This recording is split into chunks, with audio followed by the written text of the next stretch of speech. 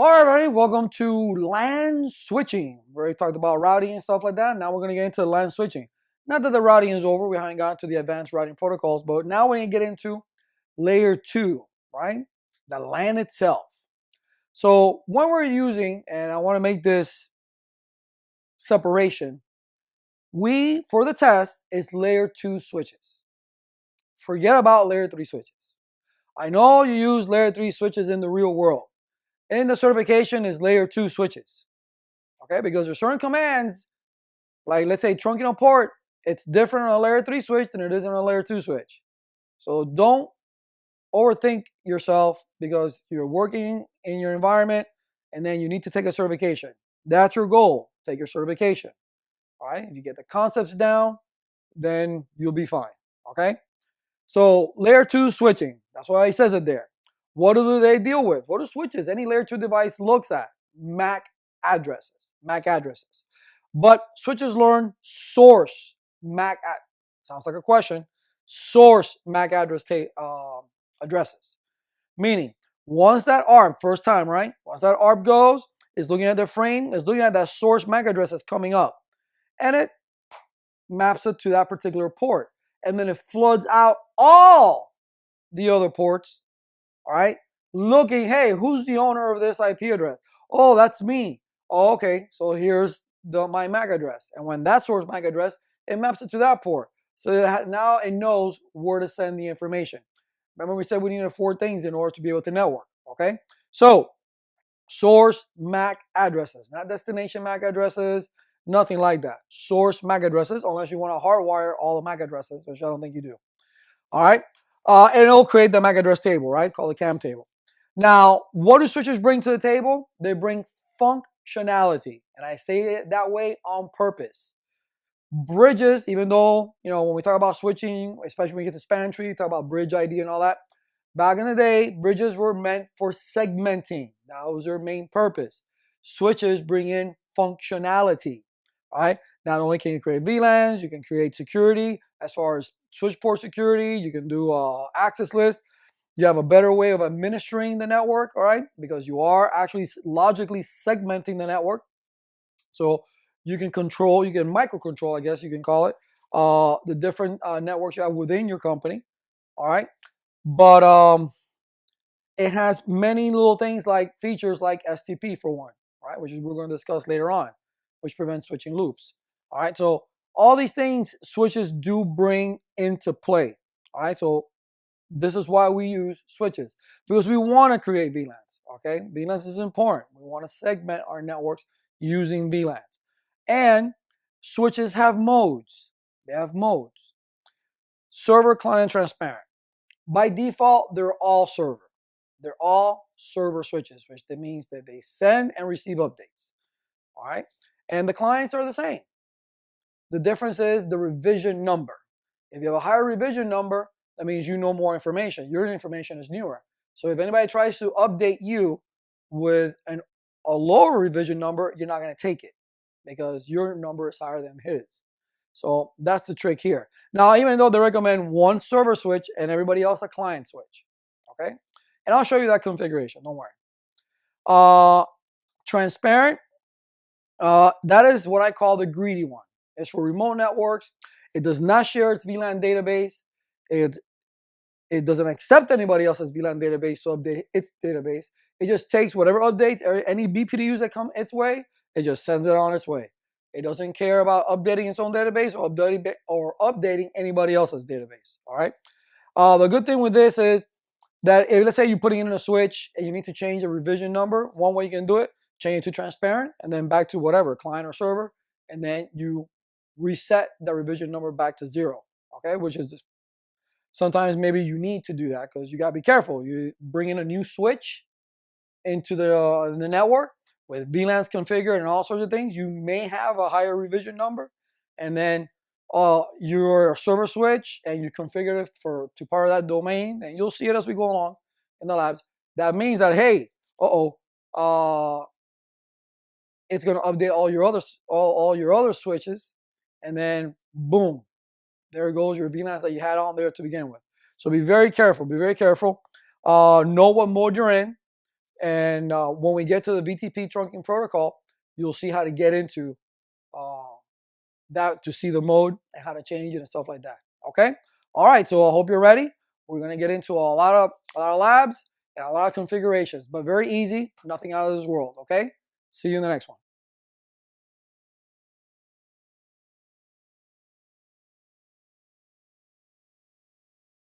All right, this is our lab.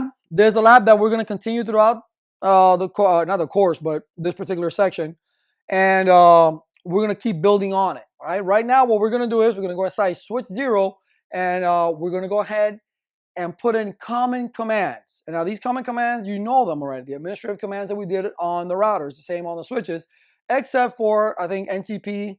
It's not on there. And the new is that you need to put an IP address for the switch. You assign an IP address for the switch, and you assign a default gateway. Why? You assign an IP address, so actually, if you're within that same subnet, you can manage that particular switch. But if you want to manage the switch remotely, Cisco says you need to configure a default gateway in order to get into the switch. Not through it, you can ping. That's not a problem. We'll go through without problem. But in order to get into the switch, you need to give it its IP default gateway. So those are the two newer commands that we're going to do. But we're going to do all the basic common administrative commands.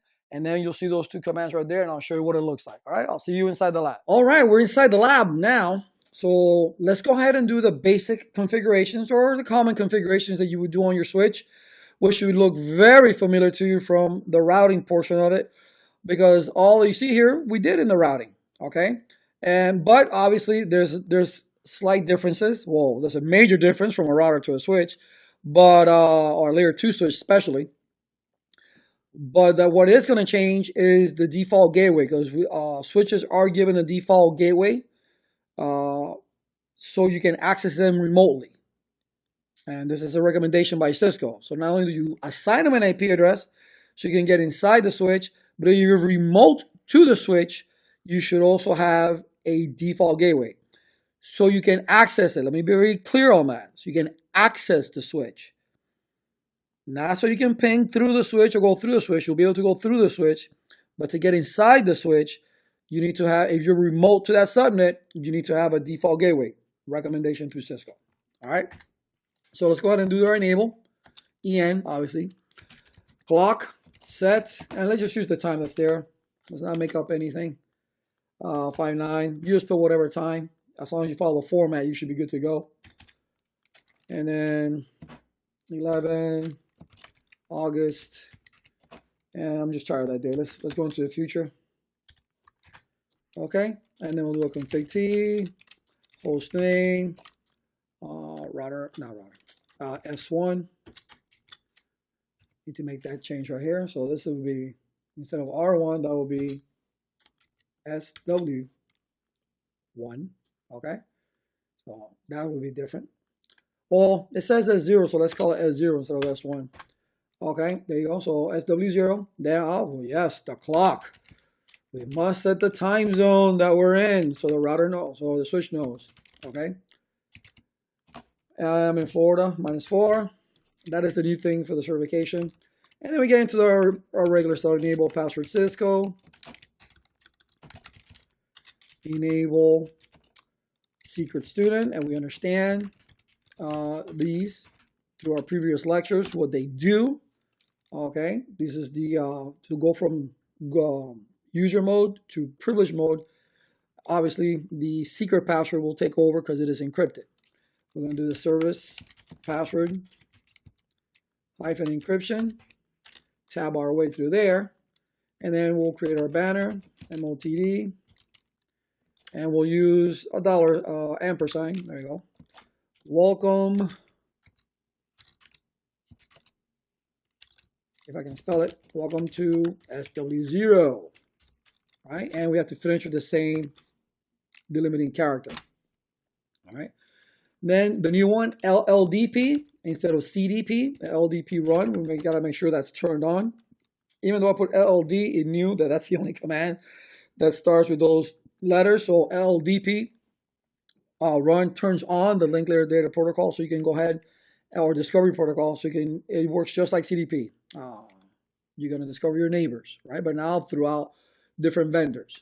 All right, let's go ahead and do the domain, IP domain hyphen lookup. And remember, I said previous lectures that this, you don't need to type this. This is on by default, but just so you know the command, IP domain hyphen name las.com. IP name hyphen server. We got to point it to a server 192.168.1.1. All right, and then now we got to put in a username. Now we don't have to, but I want to give you this extra stuff. Doubtful that they may ask you something like this, but if they do, now you know. And this is something that you do in real world. Username, LDs, privilege, and then I have administrative privileges. Password, I'm gonna put 0, and then I'll put Cisco. And 0 means plain text. I really don't care because it's going to get encrypted with this guy anyway, because that's what this does. It encrypts any plain text passwords, past, present, or future, okay, in the router. All right, so now that we have a host name and now that we have a domain name, now we can actually start doing for configuring for the SSH. So that's why we do the crypto key, generate RSA, and then 512. I always keep it at the default, don't make it any bigger, so nothing needs to crash. Then we start tweaking our SSH authentication retries. Obviously, we're going to do 3. 3. And then IP, SSH, timeout, 120 seconds. And I'm going to put a version. As you can see there, the version, it is an optional command. All right, you can use 1 or 2. And you can see right there, it's using for SSH version 2. So we're using version 2 anyway. Then we get into our lines. And again, this should be something you should know. Line, con 0, password, Cisco, and login. Now remember, this is where you would stop in the login prompt there. You just say login and then hit enter. But since we have a username, we want to use a username. So we're going to say login local. So that way we use the local username and password in order to get inside the switch. All right, we want to put the exec hyphen timeout. 0 minutes, 0 seconds, or 10 minutes, 15 seconds. But know that the first number is minutes, the second number is seconds. And that's after that times out, that means that you get kicked out of the switch. In this case, 00, you will never time out, which is not what you're going to do in the real world. All right, you're going to have a timeout, and you're always going, before you leave your station, you're always going to log out of all your equipment anyway. And then you have the login synchronous, and like I said in the past, this is a nuisance command. That way when you get feedback from the switch or the router, your typing does not get interrupted whatsoever. Okay, now we've done that, we'll do a VTY, line VTY 015, and again, you can open up only 1 telnet line, you can open up 5 telnet lines, you can open up however many telnet lines you want. It's completely up to you who's going to be accessing this particular equipment. So I just open up these are all the lines that it has. And then we go password Cisco, and then login, local. Now, these are my telnet lines, and we configured SSH. So one of the things that we need to do is do transport input, and if you do a question mark, remember we put all because it was a lab, and we wanted to be able to telnet and SSH into it just to show both. All right, but and what you're going to do, but in a real world scenario, you just do SSH because that's really what you want. Okay, so all. All right, do WR. That's kind of the basic stuff. That's the same as the router. But the difference is this right here. All right, that with a switch, we have obviously more ports than you would on a router. Okay, and you assign an IP address to a VLAN. So we're going to assign the IP address to VLAN 1. That way we can access VLAN 1. Because by default, and I'll show you here, I'll do a do command, do show VLAN. The native VLAN, right? And I'll extend this a little bit more so it's better to read. There we go. Everybody by default belongs to VLAN 1. All right, this is called the administrator VLAN, the default VLAN, the admin VLAN, but everybody belongs to VLAN 1. So VLAN 1, and it's recommended that you change it to something else other than VLAN 1. So, but we're going to leave it as is, just for simplification. And what we're going to do is we're going to assign the IP address to VLAN 1. So we're going to do int VLAN 1, enter, and you can see you're in an interface. Look at that. Interface configuration mode. All right. And you're going to do IP address, but you did type int. 192.168.1.253.255.255.255.0. Now, why did I choose this number? Somebody say, hey, Laz, why are you choosing these numbers? Because when I do my scheme, I always use the last available IP address for the default gateway anyway, which is 254.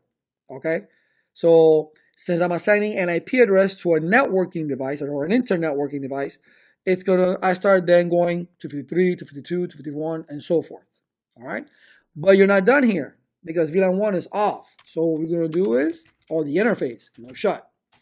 So we turn that on, you can see that VLAN 1 is up.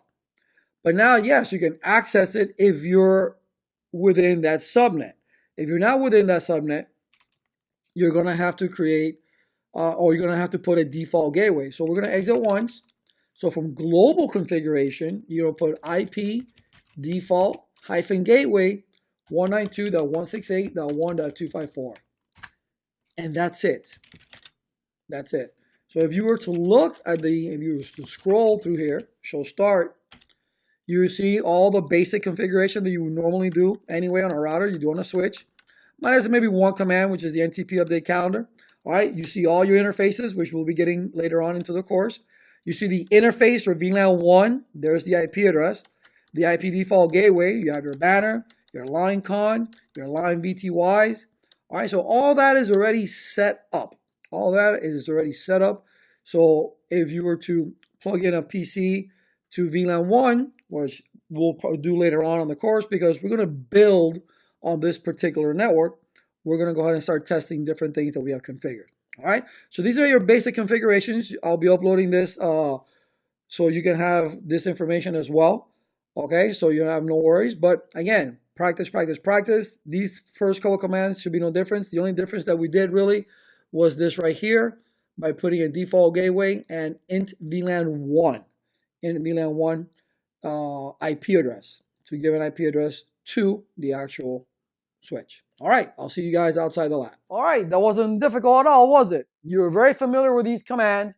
You did it in the router. The only difference was the IP default gateway, which is the router, obviously, and the IP address that you assign to the interface of VLAN 1 so you can manage that particular switch.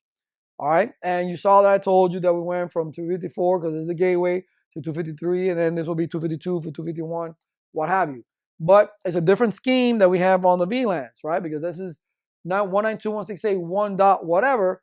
That's going to be for VLAN 1. The management VLAN, the IT personnel are ones going to have access to that particular one, where everybody else will be on a different VLAN. Okay? So very simple. I'll see you in the next one.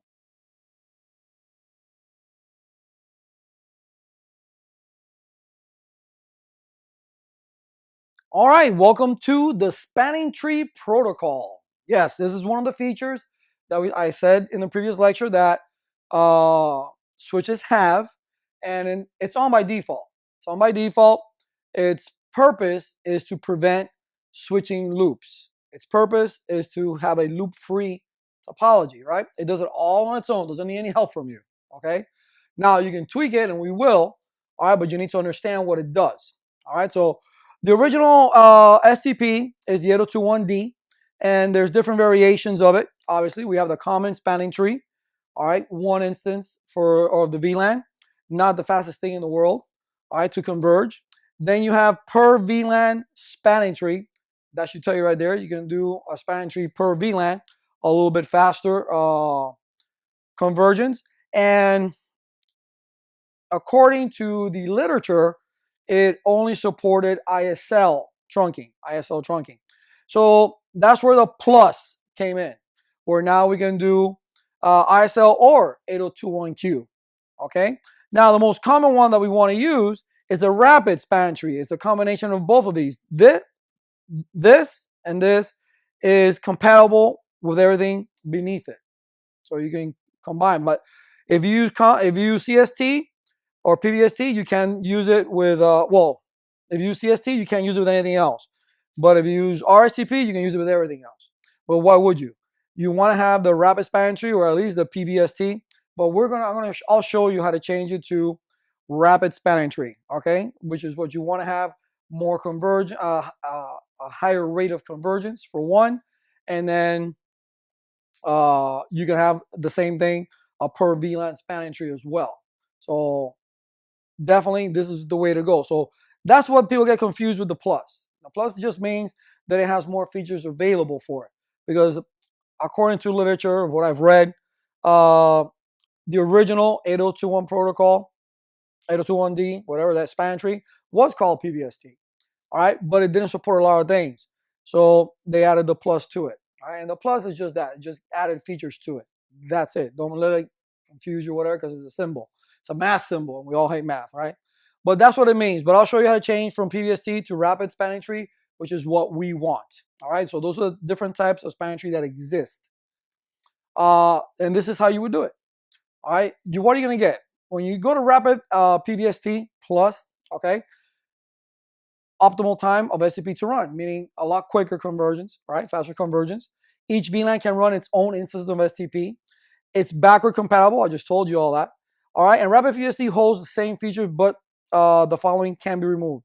You can take uplink fast and backbone fast. And again, you don't need to worry too much about that. I doubt that they'll even ask you anything about that. BPDU guard, one of the things that we'll look at in a bit, BPDU guard is a feature of it, which will protect your ports once you turn off span tree, and that's using port fast. But once we get into the configuration of span tree, you'll see. Now, this is how you would migrate to rapid PVST. All it is, you're in global configuration and you do span tree mode, rapid PVST. All right. And you can take out, as I said previously, you can take out these two, which you probably may not need. Now, there is a little table that I made here. Okay. You have a comparison between the 802.1d, the original, and the RSTP, all right, and the port states, obviously, okay? So the port states for 802.1d, all right, you see that you have disabling, blocking, and listening. They're highlighted for a purpose.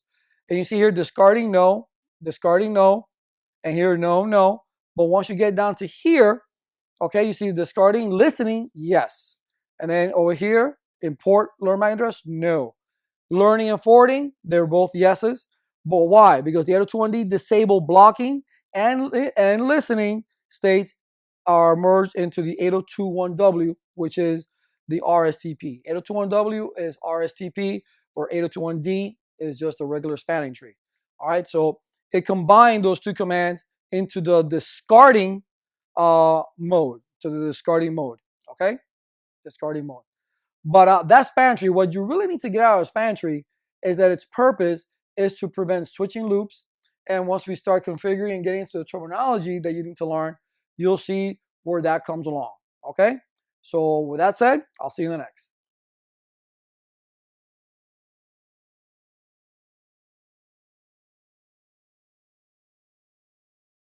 All right, welcome back, everyone. We talked a little bit about span tree. Now we're going to actually go inside and we're going to understand the election process and a couple of terms that you need to be aware of, okay, with spanning tree. All right, as you see, we're going to work with two different examples.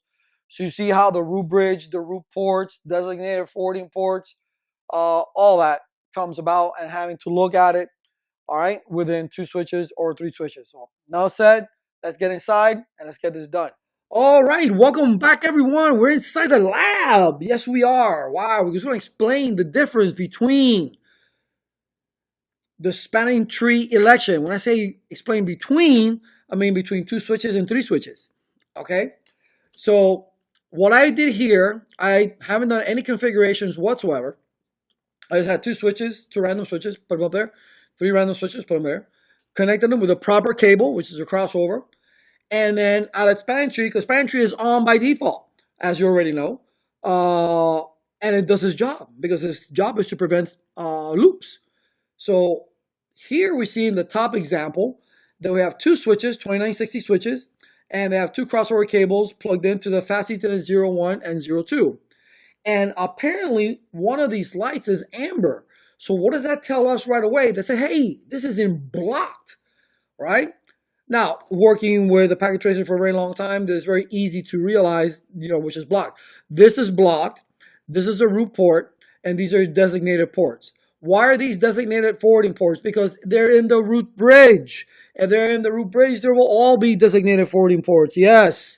They're not going to go crazy. Some people ask me, hey, Laz, but what if there's 4, 5, 6, 10, 20, 30 switches? Then I say, well, good luck to you. All right. You're not going to calculate it yourself. Okay. That's why we have software and everything that manages things for us. And besides, you shouldn't be messing around with spanning tree. You make a decision on who you think is going to be the root bridge. And I'm going to show you how to manipulate later on in the course who's going to be the root bridge. But this lecture is to show you how it does the election. So what it does, it says, since it's based everything on layer 2 addresses, it says, okay, I got redundant connections between these two switches, and I need to make a decision. So I'm going to look at the bridge priority number. But the bridge priority number by default is 32769. And it's 32769 on all switches. So guess what? It can't make a decision. We need something else to look at. So what do we look at? We look at the lowest MAC address of the switch. So let's take a look at the root bridge, or what I think is the root bridge. All right, let's open that up. And how do we look at this stuff? So we do show spanning tree, right? You can do VLAN 1 if you want to. That's the only VLAN there, but show spanning tree. It'll show you what you need. Now, one thing I wanted to say right off the bat, this portion right up here deals with the root bridge, okay? This portion down here, this information, oops, okay, hello. This information down here deals with the switch itself. So here is telling us, okay, the bridge priority is 32769. Yes, we already know that. We all have 32769. And it's even telling me, hey, Laz, I'm the root bridge. This is the root bridge. I'm like, oh, okay. But why? And you can see here that the MAC address for the switch is 0002, and then you get the rest of these numbers, right? So since we can always see this information, and this MAC address is the same as this MAC address, let's take a look at the other switch and see what the other switch says.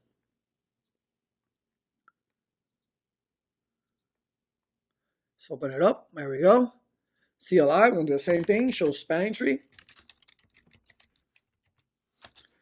All right. And here we have the root bridge, right? And it says, hey, 0002. And we saw that. That was the other switch that we just came from. But this switch is 00E.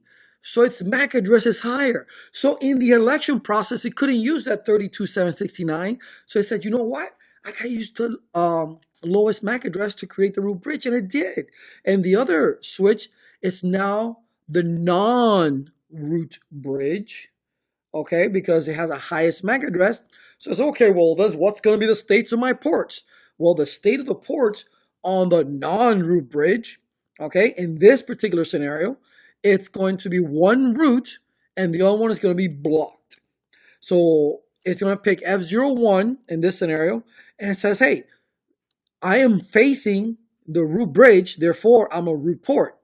But hey, F02 is also facing the root bridge. Wouldn't he be a root port also? Well, no, the whole purpose of span tree is to stop forwarding. So it's got to make a tiebreaker, a decision, and say, hey, listen, this is the highest MAC address of the switch. So now we got to go to the ports.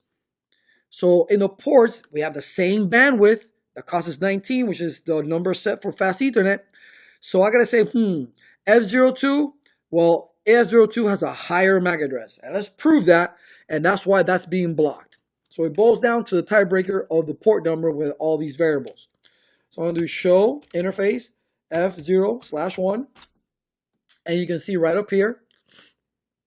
You can look at this. This is the same thing. Okay. That's the MAC address of port 1. So what I'm going to do is I'm going to up arrow and do 2. And I'm going to look at 2.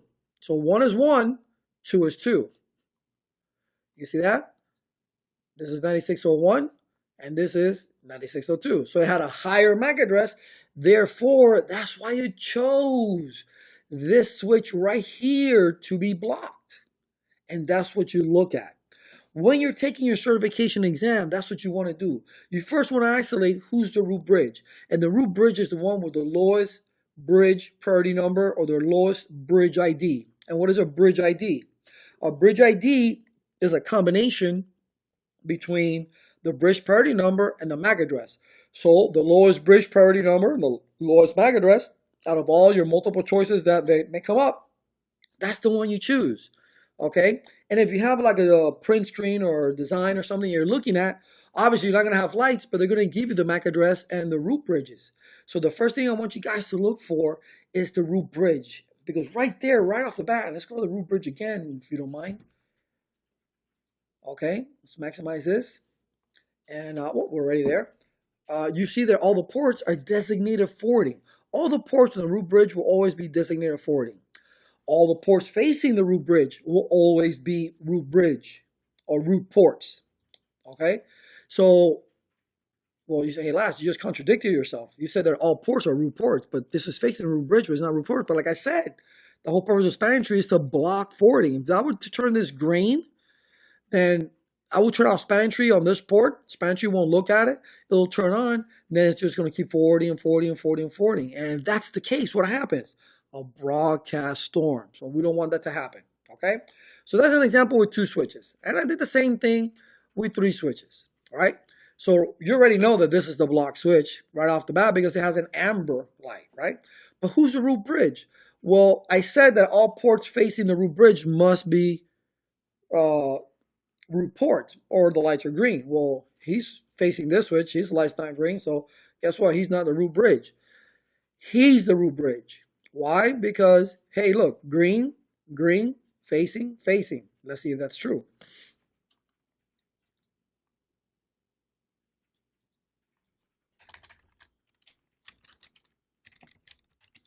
So spanning tree. And you can see it says, hey, I'm the root bridge. And my MAC address is 0001 and then the other numbers. Okay? And you can see they're designated forwarding because we're all using fast Ethernet interfaces. That's why the cost is 19. Because really Cisco calculates the cost to the root bridge and you become the root bridge if you have the lowest cost, okay, to get to you. All right, so let's go over here. Now let's take a look at this one.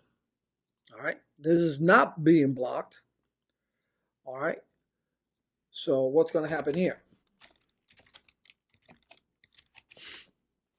Here we have a root port, root forwarding, and a designated forwarding port. Here it has to forward information. So it's going to forward information out. But you can see its MAC address is, because remember, this portion right here deals with what? The switch itself. We already know this information. We saw it on the root bridge. We saw the MAC address, right? 0001. Well, this is higher, 000D. It's higher than 0001. So that's why he did not become the root bridge, because they're all using the 32769. Okay, so let's bring this down. And then let's pick this guy here. And let's see what his MAC address is. Oops. All right, and he has a 000E, even higher. No wonder they picked him to be blocked, okay? So that's the case, and that's the case. So that's how spanning tree actually chooses its ports, okay? It chooses its ports to based on what first? It looks at the bridge priority number. If they're all the same, it goes to the lowest MAC address. Now, obviously, the combination between a MAC address and a bridge priority number, that becomes the bridge ID. All right, but the one, just to go by the book, the lowest bridge ID becomes the root port, or the path, the least cost path becomes root bridge. Okay, so to go over it, root bridge, right, has the lowest MAC address because all the bridge priorities are the same. This is not the root bridge because it doesn't have the highest MAC address, so it's designated a non-root bridge. And its ports, the ones that face the root bridge, will become root ports. Facing anywhere else, in this particular scenario, will be a designated forwarding, because just because this is blocked, it's blocked from forwarding, but it's not blocked from receiving. So he'll still receive information, he just won't forward out any information out of the port. That's where the forwarding stops, to avoid broadcast storms. All right, so that's spanning tree election process right there. But there are some terms that you need to be aware of, and we were going over it. Root bridge, root ports, designated forwarding ports, and block ports. Okay, this is what STP has. Okay, so but you can tweak all this. You can tweak the bridge priority number to what you want, and we'll be doing it later on in the course. So, ladies and gentlemen, this is the election process of the root bridge. I'll see you outside the lab. All right, that wasn't so bad. We now, in the packet tracer was easy, right? We saw an amber light, we know that's blocked. So we know that this is the root bridge, right? Designated forwarding, and this is a root port facing the root bridge. Likewise here, you see that you have an amber light, that's a block, it's facing that guy, so that guy's on the root bridge. Is these two green lights right here facing that. So we know that that's the root bridge, and it was based on what? The lowest MAC address, because the priority ID was the same. We saw all that. All right. But again, we can manipulate that. And I'll show you how to do that. So we can choose which switch can be the actual root bridge. All right. And again, yeah, that was pretty simple. You can manipulate the election. Now, warning. People ask me questions. Labs, what if you have 4, 5, 10, 15, 20, 30, 40 switches? I'll tell them, don't worry about it. Okay, span tree works on its own. All you guys decide who's going to be your main root bridge, your beefiest bridge, the bridge that's going out towards the internet, whatever the case may be. That's it. Or not pick it at all. Pick it itself. Okay, because it will find the purpose. Remember, finding redundant loops to avoid broadcast storms. And to be honest with you, and networks out there, there's probably no redundant loops. It's just one core switch or 2 core switches, and then the cables are running out to all the other switches to their offices or classrooms or whatever the case may be. But anyway, and that's one thing you need to know. Span tree only comes alive when it sees that there's an actual redundancy. Okay, redundancy. Anyway, now you know the secret. I'll see you in the next one.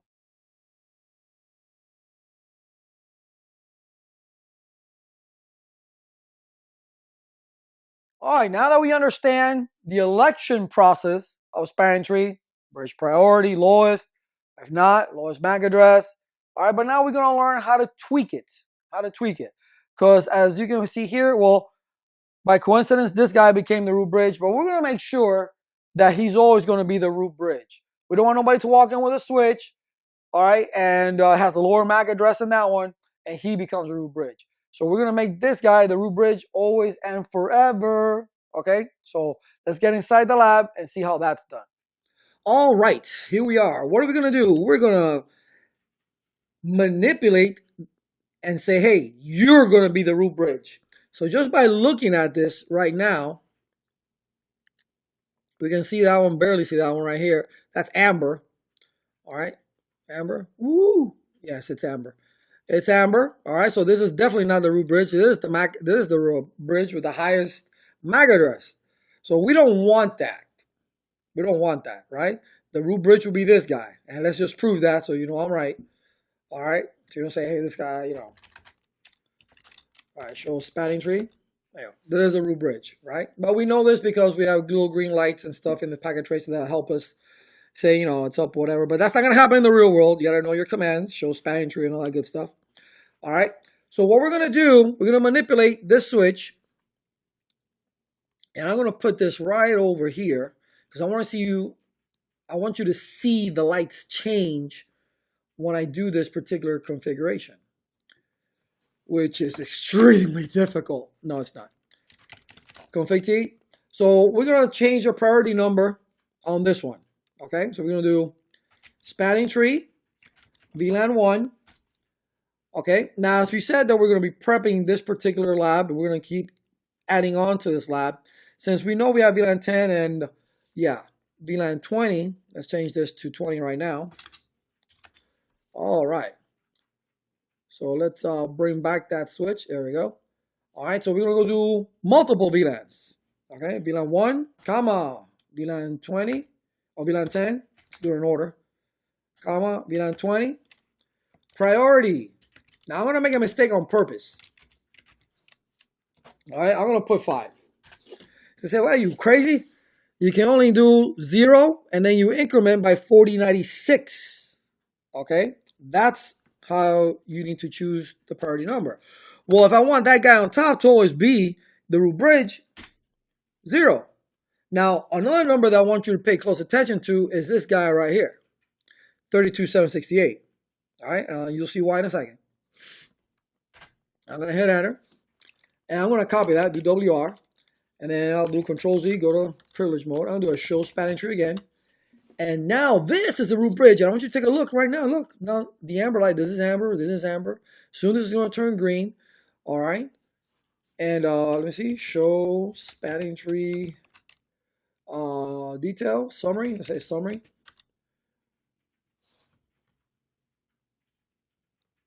And you can see that we're running the switches in PVST mode. We've talked about those, right? PVST mode. Okay. So now that turned to green. So now that officially now that's the root bridge. Okay. Show spanning tree. But take a look. Didn't we put 0? Why is it putting a 1 on there? That doesn't make any sense. Well, of course it does. Why?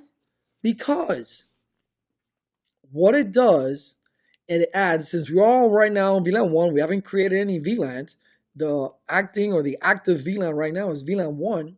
So it added this number 1 to the 0 that I put in the priority, making it priority of 1. So when I told you to remember that 32,768 and the default number of every switch is 32,769 is because it's adding 32,768 to VLAN 1, making it 32,769. Good to know information. Good to know. So that's how you would tweak it. That's how you would tweak it. All right. You would actually just go into, into the spanning tree command. Let me see if I can. Whoa. What's that? What's all that? All right, so just to type that command one more time. Oh, something here. Okay, let me go to global. So spanning tree, VLAN again, VLAN 1, comma 10, comma 20, and then you would type in the priority. If you always want to make this the root bridge, you would type 0, just in case somebody else brings another bridge or switch along. And bridge and switch, that term is interchangeable when we're talking about switching. There is no bridges. We don't put bridges anymore, just switches. But because you see it says bridge priority. I could have put a lower number than 32,768. It didn't have to be 0. But I'm an extremist. So I will go ahead and always go to the extremes. So I always put 0 to make sure, hey, this will always be the root bridge. That's a command right there, and that's all you do. And here, what you're saying is you're doing a per VLAN spanning tree. Okay? That's exactly what you're doing. Okay? And that's it. That is how you tweak your spanning tree. That is how you tweak, the election process for spanning tree. See you outside the lab. All right, we're outside the lab now. That wasn't so bad, was it? Very simple to do. Go into global configuration, type your spanning tree VLAN 1, 10, 20, priority number, and it has to start from 0 and increment by 4096. But we want the extreme, so we put 0. So this guy is always going to be the root bridge because he will have the lowest bridge priority number, which we put the MAC address together, they'll have the lowest bridge ID. Remember, the bridge priority number, the MAC address, put them together, make the bridge ID. All right? So that sounds like a question. So that's how you go ahead and you tweak spanning tree. All right? But you want to do it, since we're doing PVST, all right, you want to do it per VLAN, so you want to include all the other VLANs that you have as well. All right? Simple as that. We got it done. I'll see you in the next one.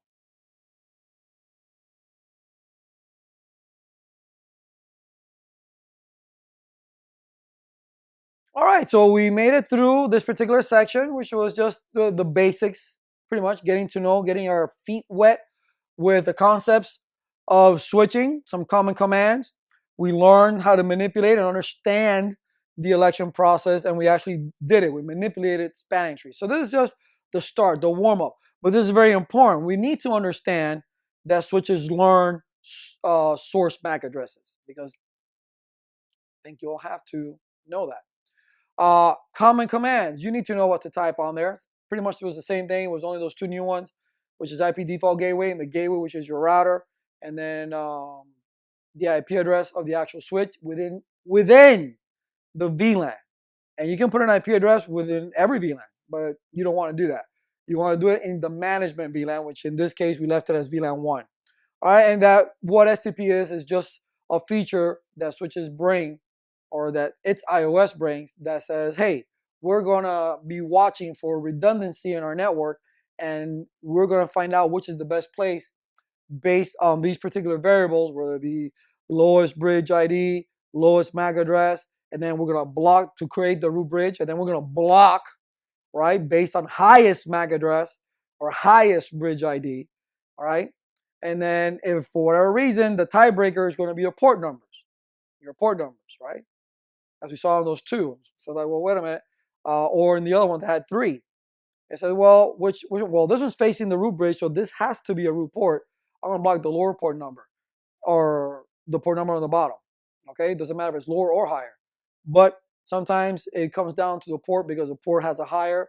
It will block the port with a higher MAC address. That would be the tiebreaker. But those are the variables that the STP election process has. But you see, when we configured it, it wasn't a big deal. It wasn't a big deal, but it could turn out to be in a much bigger network if you're asked to do it. So be very careful. Obviously, we have calculators to do all this, or third-party software. Who knows? All right, but for the most part, span tree works on its own. It's on. It's always on, but you really don't notice it until you have redundancy and you type in show span tree and you take a look at what's going on. All right. Once you plug it in, I know you're not gonna have little lights like we have here in the packet tracer, but you do have lights on your switches. So when you plug in a port, you see it goes amber, and then it takes a little bit, it goes green because it's waiting for that port to be turned. The span tree is looking at it, so it's waiting for it to see, okay, what type of device is connected to me. Is this going to be a block port? Is this going to be a designated port? Is this going to be a root port? What is it going to be? All right, so we do see that in the real world. All right, we do see it in the real world, and it is used for the most part. Okay, but there you go. The basics of switching, or the layer 2 concepts. We're not done with switching. There's still a lot more layer 2 information you need to know. So I'll see you in the next one.